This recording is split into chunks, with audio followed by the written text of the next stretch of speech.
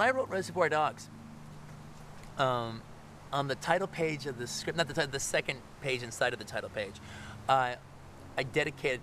I said the following inspirations, and I named a bunch of people. I actually wanted to put it at the beginning of the movie, but then I thought it was like too cheap to like, oh, like me because of who I like, all right, you know, kind of thing. So I thought it would work better without it. But it was definitely in the script, all right, to kind of let you know where it was coming from.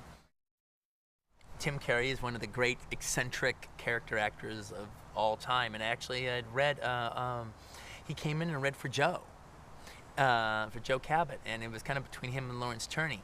Oddly enough, I didn't hire Timothy Carey because I'd heard he was so crazy. All right, he never would have been as bad as Lawrence Tierney at his craziest. Well, his craziest could be just as bad as Lawrence Tierney, but I don't think he would have been at that time. Timothy Carey also had this, but oh God, he was great. Because Timothy Carey he talked like this, and he was in these Kubrick films, and he's a crazy fucking guy. I mean, one of the weirdest fucking actors ever. And it's like he had this passion going on about farting. All right, it was like almost like a religion to him, that people killed themselves by holding in their flatulence. All right, by when you have to fart, you don't fart, so you're holding it in, and you're having these toxic gases that are actually killing yourself. You're letting methane into your system when you're supposed to let it out. That's the way your body's supposed to work. But society has now stopped us from doing that, and we're making our lives shorter by not letting go of where we're holding on to our poison to be polite. All right, so people should fart. That's one of the things that they should do. All right, and so when he calls up, I read this script and I loved it. I give it 5 farts. Under the DeToth doesn't really have a big influence on Reservoir Dogs per se, but I'm a big fan of Andre DeToth. He was one of the, now people kind of know who he is a lot more now. Scorsese has championed him quite a bit, and he wrote a really good autobiography and everything, but at that time, I was one of his only, I mean, there were some critics who were champion, but he was one of my favorite of the 50s, genre, either westerns with his Randolph Scott westerns or his crime thrillers like Crime Wave with Sterling Hayden and Charles Bronson, that I was a big fan of. All right, so he was one of my darlings of hero directors of that period. It's funny, I'm not really a big fan of Chow Yun Fat anymore. I'm kind of over him now, all right? But I was hugely influenced by Hong Kong cinema at the time. I should have not say, it should say John Woo in there instead of Chow Yun Fat. It does, well, there you go, okay. But I was really taken with Chow Yun Fat a lot at that time. I thought he was one of the cooler actors to come out in movies in a long time. He kind of had this Chinese Alain Delon quality. And when I saw, not even The Killer, but when I saw Better Tomorrow, Part 2 in particular, all right, it's like I got a big long coat like him, all right, and I got a pair of glasses like him. I put a matchstick in my mouth and walked around for about 3 months dressing exactly like Chow Yun Fat. I'm not really a big fan of Jean-Luc Godard anymore. I think Godard is the way if you're like a young artist, or especially, I'm not talking about fine art, but more comic book kind of art or something. I think Godard is a little bit like a Frank Frazetta. You kind of you get into him for a while, and he's your hero for a little bit, and you start drawing shit like him, and then you kind of outgrow him. I think that's kind of what Godard is for at least for me anyway, as a filmmaker. I'm not trying to be disrespectful. I just think I've outgrown him. Godard was so influential to me at the beginning of my aesthetic as a director, of wanting to be a director. His kind of lack of complete any type of film style, just wanting to make movies for love of it. Godard is the one who taught me the fun and the freedom and the joy of breaking rules, setting up a close-up on the back of somebody's head as opposed to, and just fucking around with the entire medium, all right, and breaking rules. But I consider Godard to be to cinema what Bob Dylan was to music. I haven't grown out of Dylan, I've grown out of Godard, all right, and I'm not kicking the old guy, all right, it's just I've grown out of him now. While I say I've outgrown Godard, I haven't outgrown Pauline Kael's reviews of Godard.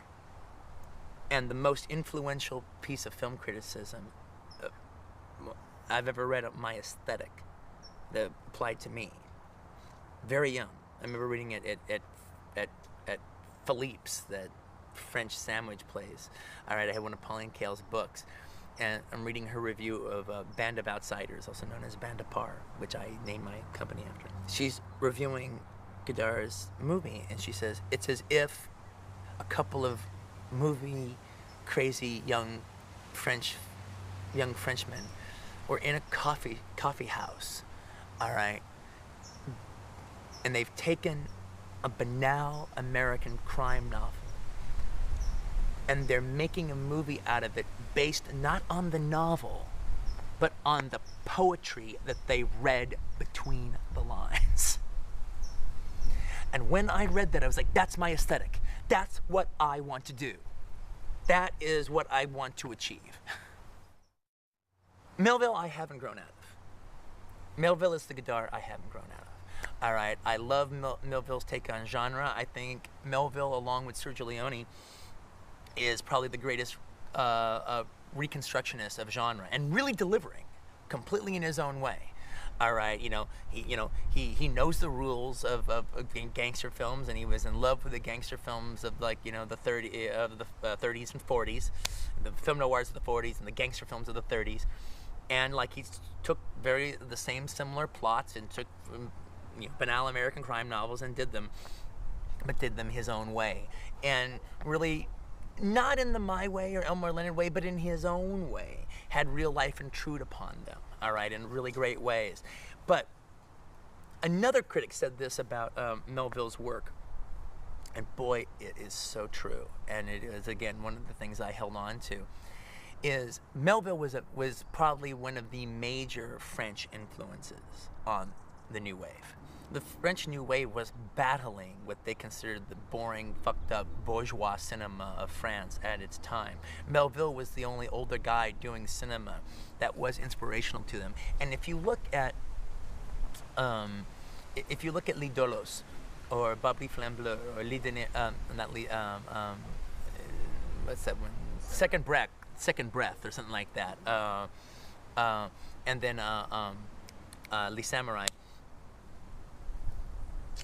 You do get a sense, there's an aesthetic working in Melville's work, that you get a sense that you don't have to know how to make a movie. If you truly love cinema with all your heart and with enough passion, you can't help but make a good movie. You don't have to go to school. You don't have to know a lens, a 40 and a 50 and fuck all that shit. Crossing the line, none of that shit's important. If you just truly love cinema with enough passion, and you really love it, then you can't help but make a good movie. Lionel White wrote the novel that The Killing was based on, which, by the way, I never read.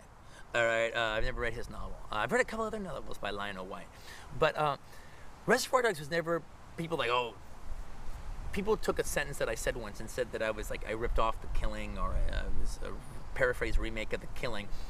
I was making a heist film, and I would say, this is my The Killing.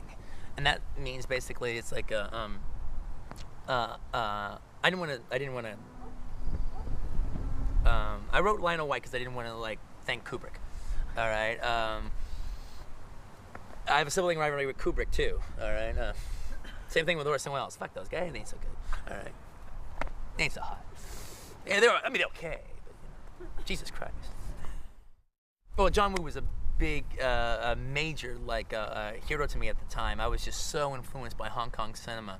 All right, to me, I thought, and to this day, I still think it's the most invigorating cinema that's made in the world. All right, and to just, there had been no really in the '80s. Jesus Christ, was the worst time for action filmmaking ever. There was really Walter Hill. It was off his game.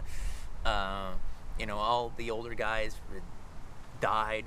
Aldrich, Peckinpah, it was really, there was James Cameron, that was it, and he was fantastic, but there had not been a Sergio Leone or anybody like that come out and shown us what we'd seen before, but in a completely new eyes, until John Woo. And one of the last names in that dedication was Lawrence Tierney, who I didn't know I was going to be able to cast him in the movie or not, but just I wanted a couple of guys two crazy, out there, fucking eccentric actors like a Timothy Carey and a Lawrence Tierney that were still alive, that could you know, I could mention a lot of guys who were dead, but I wanted to mention a couple of guys that were a brand of cinema and a brand of actor, of eccentric, wild actor that basically you shoot them and it's like, you know, and you send it to the lab, it's like worth developing. All right, you got something. All right, they're worth sending to the lab. All right, and Lawrence Tierney was just a wonderful touchstone to the kind of filmmaking I wanted to do.